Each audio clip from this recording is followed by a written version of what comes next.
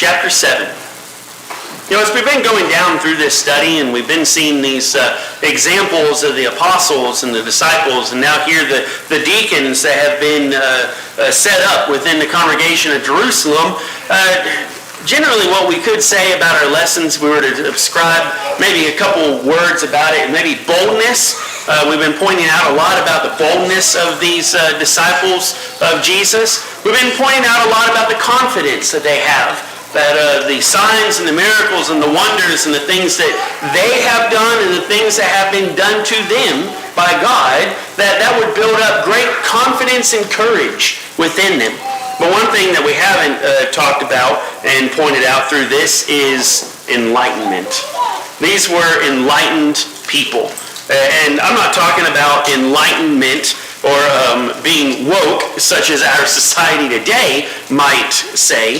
But these people, once they saw the true will of God, like we talked about in our worship hour on Sunday morning, when they saw the realities of the will of God and what those things truly were, how God down from the very beginning of time and even before time had decided that Jesus would come to die for sins, not that he would institute a physical kingdom as the nation of Israel upon the earth, but that it would be a spiritual kingdom. And Jesus reiterates that as he's standing before Pilate when he says, "My kingdom is not of this world."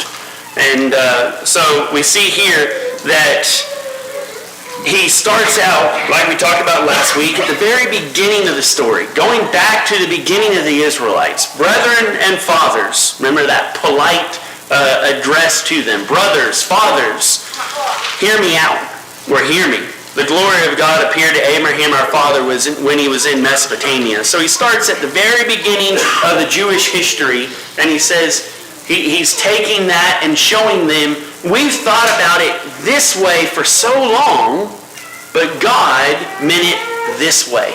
And the Bible is full of stories of that way. For example, we've got Joseph. You meant it for evil, but God meant it for good. Abraham here. Abraham going out, not knowing where he was going to. Abraham being called to sacrifice the son that God had promised him. Abraham had so many things down through the line and down through the years that they didn't see what God was guiding them towards, but they did it in faith to God. And so here, as we look back on the history of it, we can see this had to have been God's plan. This had to have been what God was directing us to all the way along. One way to point that out would be to think about we are in a great big maze. And we're trying to find our way all around this thing, and we can't find it, but somebody is able to get up on top, and somebody is able to guide through that. In the fire department, we have a confined course, a confined spaces course. And this is built in one of those big Connex shipping boxes, and the tunnels are 2 foot by 2 foot. And you got all kinds of traps and trap doors, and there's ball pits in there, and there's ropes and wires that are hanging down to catch on your gear, and you'll go across one area and it'll drop and jump you down into the next, and there's one where you got to go overboard and then turn and go up over and make your way through, and all that's done in the pitch black with the blindfold on. Can't really see your way around, but if you get lost in there, there's paths all the way on top where people are watching you the whole way through, guiding you point to point if you need it. It's kind of the way that we see throughout history here is that these people were finding their way through, and God is guiding the events. God is shaping the history of the world. God is bringing them down to the point of Jesus Christ. And if for today, for us, we don't find ourselves in that situation, do we? Thy word is a lamp unto my feet and a light unto my path. Brother Bob? Very good comments to open with. You gave a really good summation on that. And Reed's right about that. God was a guide. One thing you have to remember too, as Reed kind of alluded to, is they didn't have the written word like we do today. Today we have the guide. We have the roadmap. If you kind of look at this and you go back and, we don't exactly know the date of chapter 7 where we're at, but if it took place somewhere around AD 38, let's say AD 39, then the plan of God is coming and unfolding 4,043 years in the making. That's something when you start and think about it. But it's one continuous plan, it's one continuous thread to get to this point. We say over and over again, and I guess it's something to think about, especially when you study the Old, and you do look at the New. All these events begin to take place actually very early on after creation, didn't they? Genesis chapter 3:15. Right. This is what it all had led to. All the events that we talked about on Sunday morning, Stephen's condensed version of the history of Israel that we're talking about on Sunday morning that he does a very good job of. Maybe we should have just read Acts 7, Jeremy, and just moved on into Exodus, okay? But anyway, those are the events that led up to this. This is where Jacob was headed. This is where the patriarchs were headed. These were the events. Even though they had stumbling blocks in life, God had made that promise, and we're seeing it come to fruition. Didn't say it was going to be without some hiccups and without some problems. The devil's going to see to that just like here. But yes, we now have the roadmap to go by. We can, in some sense, I guess, say spiritually, look down in the Bible and see it, can't we? We can follow the thread like you was talking about we don't have to see blindly through something and have somebody guiding us. We can look down and we can study for ourselves to show ourselves approved, can't we? So we have it, don't we? We have it. I had Acts 7, verse 8 marked to start, but well. All right. Well, let's go ahead and start reading there and kind of get basically what we've got for the remainder of this chapter for the most part is just a telling of the story of the history of the Israelites.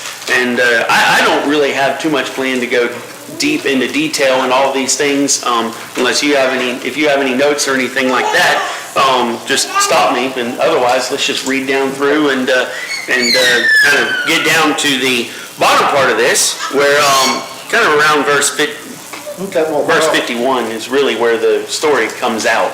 I'm sorry, I do have some comments. I just kind of marked on verses 8 and 9. And of course, where it talks about in verse 14, but other than that, I'm good to go. Well, let's go ahead and read down through verse 14 there, and then we'll turn it back over. And he gave him the covenant of circumcision, and so Abraham became the father of Isaac, and circumcised him on the 8th day, and Isaac became the father of Jacob, and Jacob of the 12 patriarchs. And the patriarchs, jealous of Joseph, sold him into Egypt, but God was with him, and rescued him out of all his afflictions, and gave him favor and wisdom before Pharaoh, king of Egypt, who made him ruler over Egypt and all of his household. Now there came a famine throughout all Egypt and Canaan, and great affliction, and our fathers could find no food. But when Jacob heard that there was grain in Egypt, he sent out our fathers on their first visit. And on the second visit, Joseph made himself known to his brothers, and Joseph's family became known to Pharaoh. And Joseph sent and summoned Jacob his father and all of his kindred, 75 persons in all. There's a couple of things here that I wanted to talk about that we see repeated over and over that it's a problem with people, especially these people standing against the word of truth. And that word appears over and over again in the Bible. It has to do with envy. Envy. That's a very powerful tool of the devil. If you want to stop and think about it, and maybe made a list of his top 5 weapons in his arsenal, envy would fit in there somewhere or another in that list of the top 5. There would be some others, 1, 2, 3, and 4, but let's just use envy for just a minute. And I'm not going to do anything exhaustive on this, but in Matthew chapter 27, we find that Pilate realized that for envy. I think the translation you're reading from said jealousy. Okay, same thing. They delivered him. So, because of them being jealous of what he was doing, they were envious of what he was doing. Turn with me to Proverbs chapter 14 and verse 30. Let's just look and see what the Bible has to say about the strength of this envy that it talks about. Notice it talks about a sound heart here. A sound heart is a life of the flesh. And we know that to be true, don't we? We know a healthy heart is the life of the flesh. Well, a healthy spiritual heart is the life of the spirit. So you have to have a healthy spiritual heart in order to live spiritually. Just like you have to have a healthy fleshly heart to live a healthy physical life. But notice this, what it says about this word envy. It says, but envy, the rottenness of the bones. Well, that's bad, isn't it? That's how bad envy can impact somebody. Envy has people do things that, they wouldn't normally do. It's just like what we're seeing here. What had envy caused the Sanhedrin to do? The libertines had stirred those people up. They had told false witnesses and heard this man speak blasphemous words, but what Jesus spoke was true, but they turned it around and made it seem so unrealistic and so untrue on them because of envy, it says here. And so envy can rotten one to the bones. And when you get rotten to the bones like that, what that's really saying is it'll cause you to do things that maybe under a reasonable sense of control you wouldn't do. But it was because of envy. Another thing here that we notice here too is, I'm going to back up to verse 8, and he, God, gave the covenant of circumcision. And we talked about that it was a covenant given and that Abraham was given charge. We know he circumcised Isaac, and also that law was for the servants in the house and the strangers in the land and all those types of things. And so, that took place about 1898 BC. So what Stephen is doing here is bringing these people up from the beginning so they can see the roadmap God had laid out. Now, they had a roadmap. It was the old prophets, wasn't it? It was what we would call the Old Testament. But they had twisted it up and got it so out of whack till they couldn't follow it. They couldn't see the forest for the trees, so to speak. And so we find that he did give that covenant to them. And also in verse 14, I thought it real interesting about the 75 that was called to go into Egypt. And when you go back and look in Genesis chapter 30 or Genesis chapter 32, you're going to find that Jacob's family was huge, okay? This 75 here seems to deal with the core group, okay? Jacob, his wife, the sons, their wives, so it's that core group. If you go back there and look, it was a whole lot more than 75 because it talks about how he prospered, the herds he had, the servants he had, the maidservants he had, and things of that nature. So, and we know the Bible narrative pertains to that core group. Now, it gives us a little more detail when it talks about the servants and maidservants and things like that. But you got to remember, it's this core group from which Jesus is going to come. And they're the key of survival there in Egypt.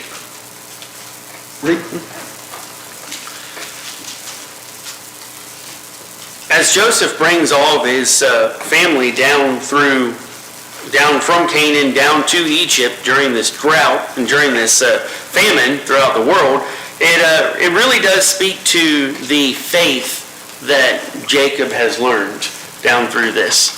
Kind of like what we've seen with Isaac and Isaac learning, and then Jacob learning to trust God and learning to believe in God. It really does speak to his faith that they're going to leave the area that God had brought them to begin with and come down to Egypt, and through God to know that God was going to bring them back out of there, that God was going to deliver them from those things. We also see that this was God's will, that he would bring them out of this, that he would bring them from Egypt out of this, that they might become the nation of Israel. They're down there kind of as a preparation, if you will. But kind of is speaking through history as 400 something years, they're down there in Egypt. God has removed them out of the land of Canaan, as later on down in history, Egypt is going to go through and completely conquer the land of Canaan. They're going to take over all the people that are there. The land of Canaan, the nations that are there are vassal nations of Egypt. And so when God gives the 10 plagues against Egypt, he completely destroys the army of Egypt. He completely destroys the religious system of Egypt, because each one of those 10 plagues is destroying one of the Egyptian gods. So you've got this catastrophe that's happening to Egypt, and so we're kind of familiar with King Tut. Well, King Tut's father, his father was the one that wouldn't let the people of Israel go. And so Akhenaten is now going to experiment with becoming the sun god. He's going to experiment with monotheism. And so as Israel leaves Egypt and comes down to the land of Canaan, Canaan's sending back to Egypt saying, come help us. The Hebrews are upon us. Come help us. But Egypt doesn't respond. Number one, they don't have an army because God has destroyed it. And number two, the Pharaoh doesn't care anything about all of his vassal lands anymore. He's too worried about setting up a new religious system within the nation. And so Israel is able to go in and completely conquer the land and destroy the land. But had God not removed them out of the land of Canaan, they probably would have been swept up and things would have been different if they had been conquered by Egypt at that time. So even though they're still in slavery, God has still prepared them and got things ready and paved the way for them to come in and then possess the land as he had promised to Abraham. Bob? It's kind of interesting when you look at it. We're talking about historical things and events that took place. Just think of how God, in his providence, used that to prepare that land with the Egyptians, because, in their time, they were the dynasty of the world. Right. They were the technology leaders, they were the agricultural leaders, and we know that when Israel got there, that land was just prosperous, even though they had to drive out all those heathen nations. Just look at what they inherited when they got there in that land. Right. I mean, it was a land up and ready to go. It had everything. Just think of the aqueducts that these Egyptians had built. I mean, these people were builders. They were no slouches in their agriculture, in their economy, in their ways, in their building. So you can just imagine what was there waiting when they got there. And it does show the promise of God. When God says that you're going to inherit something, he don't give you no Roy Chevrolet. Okay? He give you a Cadillac. And this is what we're talking about here. That's the promise of God. God gave them the best, didn't he? He gave them the best of the land. He sure did. He gave them the Cadillac, didn't he? That should have demonstrated to them right there that they didn't get no Roy Chevrolet. They got a Cadillac, but they went in there and it wasn't long. So what did they do? Really, they didn't even get a good start before the apostasy started, did they? You would just have thought that they would have just been overjoyed. It'd be like somebody handing me the Isle of Crete and go in there and you would be amazed and just staggered at the Isle of Crete, but I go in there and do something stupid like Barney. What's wrong with me? But that's people, that's because of Genesis 3:15, and I can't illustrate that enough that we have to keep that in mind as we study these things. That had to come to fruition because God said. Now that ends it right there, doesn't it? Right. That ends it right there. And but anyway, go ahead. Okay. Let's take verse 15 down to verse 26. Well, verse 28. And Jacob went down into Egypt, and he died, he and our fathers, and they were carried back to Shechem and laid in the tomb that Abraham had bought for a sum of silver from the sons of Hamor in Shechem. But as the time of the promise drew near, which God had granted to Abraham, the people increased and multiplied in Egypt, until there arose over Egypt another king who did not know Joseph. He dwelt shrewdly with our race and forced their fathers to expose their infants so that they would not be kept alive. At this time Moses was born, and he was beautiful in God's sight. He was brought up for 3 months in his father's house. When he was exposed, Pharaoh's daughter adopted him and brought him up as her own son. And Moses was instructed in all the wisdom of the Egyptians, and he was mighty in his words and deeds. When he was 40 years old, it came into his heart to visit his brothers, the children of Israel, and after seeing one of them being wronged, he defended the oppressed man and avenged him by striking down the Egyptian. He supposed that his brothers would understand that God was giving them salvation by his hand, but they did not understand. And on the following day he appeared to them as they were quarreling and tried to reconcile them, saying, Men, why are you are brothers? Why do you wrong each other? But the man who was wronging his neighbor thrust him aside, saying, Who made you a judge and a ruler over us? Do you want to kill me as you killed the Egyptian yesterday?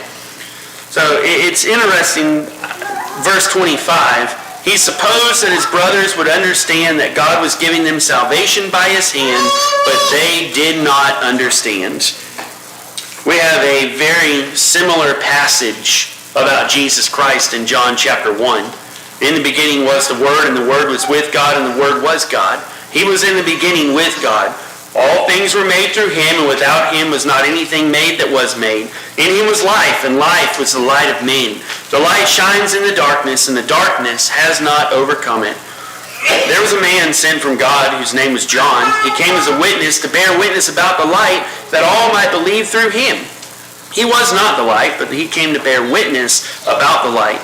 The true light, which gives light to everyone, was coming into the world. He was in the world, and the world was made through him, yet the world did not know him. He came to his own, and his own people did not receive him.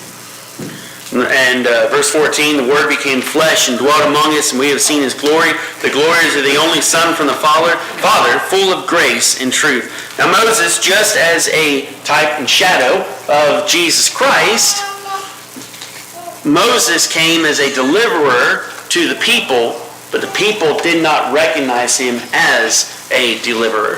At this time, Moses didn't understand that even still 40 years before he comes back to Egypt to try to rescue the people and to bring them out of the land, that he's already acting as a savior to the people.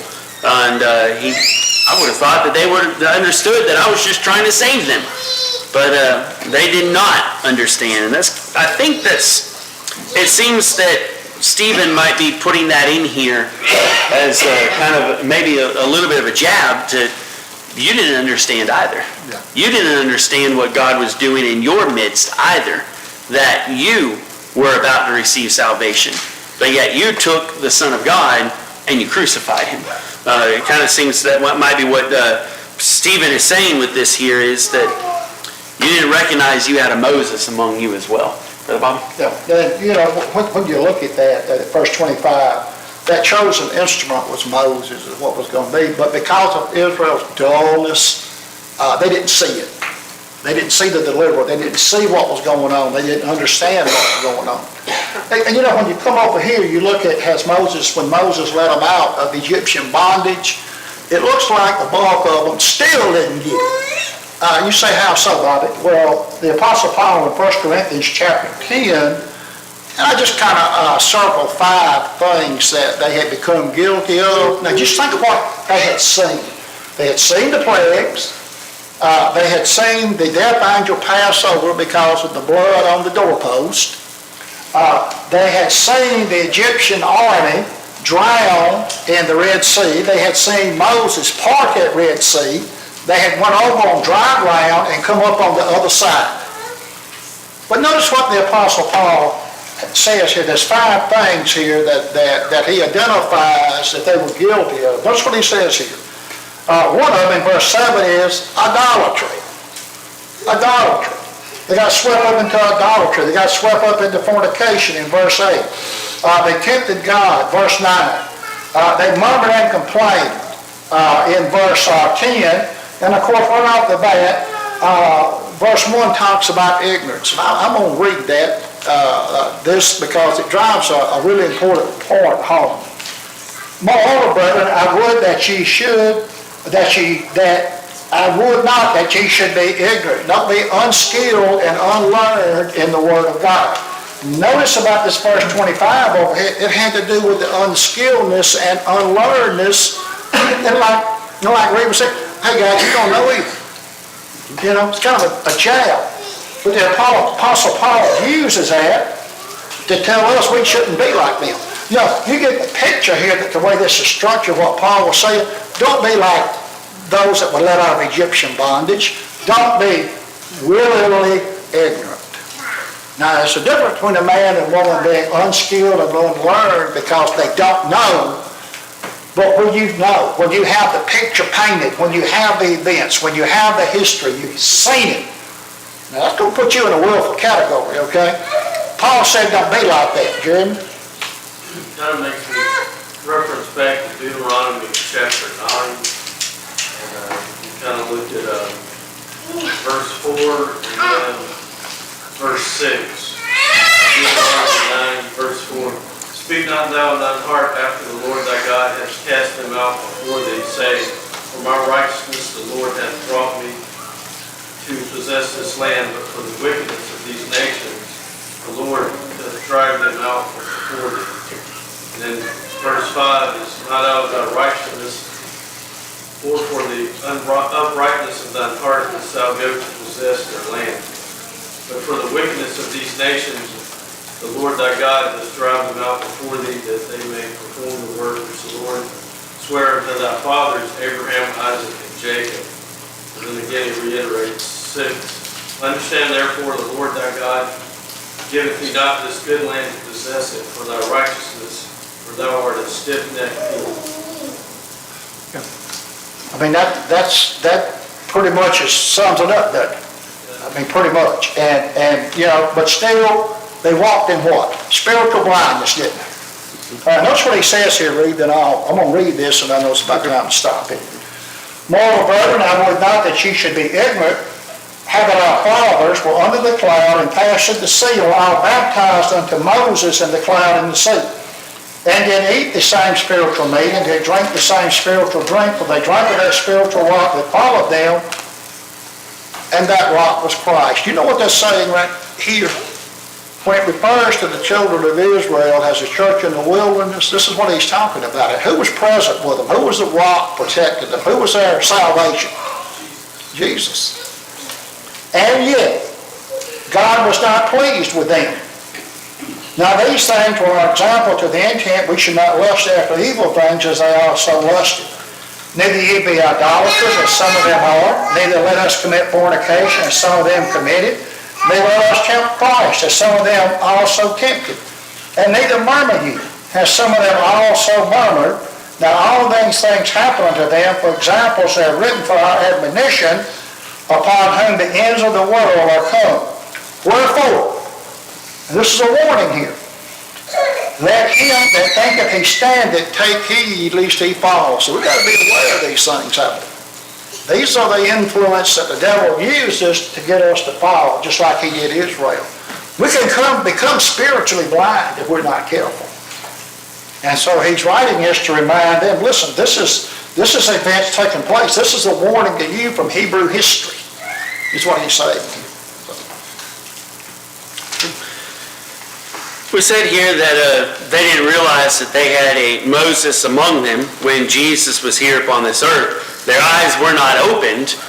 Their eyes were darkened that they could not see. Their ears were dull that they might not be able to hear.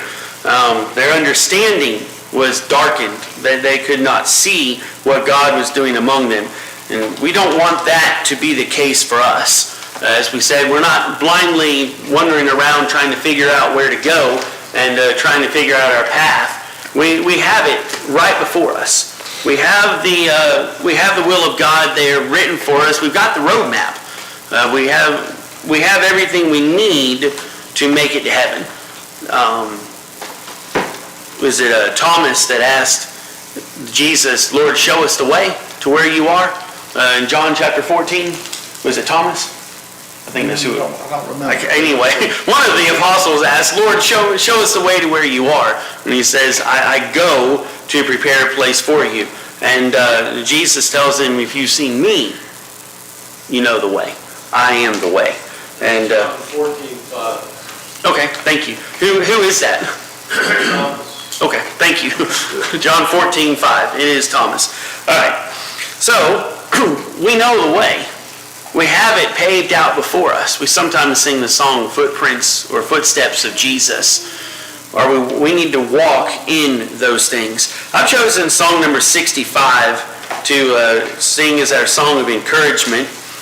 Song number 65. It's not one that I've led very often, but I do want to lead it because it goes very well with what we're saying here. It talks about opening my eyes that I may see glimpses of truth thou hast for me.